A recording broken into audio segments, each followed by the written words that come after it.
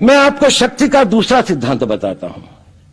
मुझे नहीं मालूम कि यह सिद्धांत मुझे बताना चाहिए या नहीं, मुझे यह भी नहीं मालूम कि यह सही है या नहीं, लेकिन क्योंकि मैं इसको मानता हूं और मुझे मालूम है कि इसके बारे में कई लोग जिनके हायर मॉरल वैल्यूज हैं शायद न भी समझते हो या न भी वो रखते हो, लेकिन एक मेरा विचार है, चाहे तो इस पर विचार करें।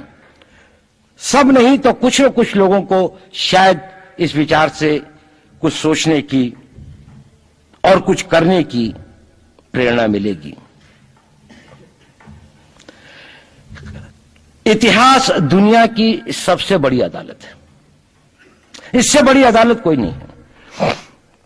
सुप्रीम कोर्ट में क्या हुआ, हाई कोर्ट में क्या हुआ, लड़ाई के मैदान में क्या हुआ, इलेक्शंस में क्या हुआ, ये सब बातें आती हैं चली जाती हैं, बाद में रह जाता है केवल इतिहास।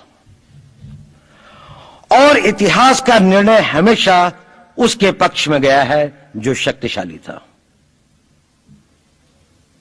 इसने कभी उसका साथ नहीं दिया जो न्याय के साथ था, जो सही था। अगर ऐसा होता तो दिल्ली में बाबर रोड होती है, बाबर रोड है लेकिन राणा सांगा रोड नहीं है, क्योंकि बाबर आया, विजयी हुआ, राणा सांगा हार गया। भारत की हिंदूशाही किंगडम अफगानिस्तान से होती सिकुड़ती सिकुड़ती सिकुड़ती यहां तक नहीं आ जाती। हमने किसी पर आक्रमण नहीं किया, हमने किसी के जीवन मूल्यों को नष्ट नहीं किया, हमने किसी के धर्म ग्रंथों को और धर्म स्थानों को नष्ट नहीं किया।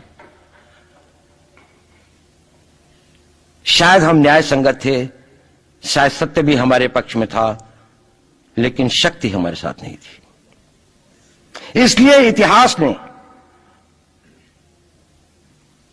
हमें उसकी सजा दी।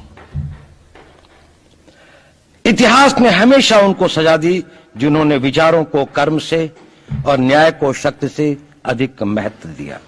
अब मैं ये नहीं कह रहा हूं कि उसको उसकी तिलांजलि कर देनी चाहिए, ये नहीं है कि न्याय का अपना महत्व नहीं है, लेकिन यदि कॉन्फ्लिक्ट ऑफ इंटरेस्ट हो तो शक्तिशाली बनना ज्यादा आवश्यक है।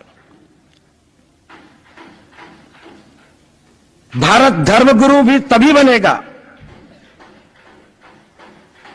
जब एक शक्तिशाली भारत का निर्माण होगा। जिन लोगों ने भारत के ऊपर आक्रमण किया, भारत के ऊपर राज किया, इस प्रकार से राज किया कि राज करते वक्त, जाते वक्त अपने गुलाम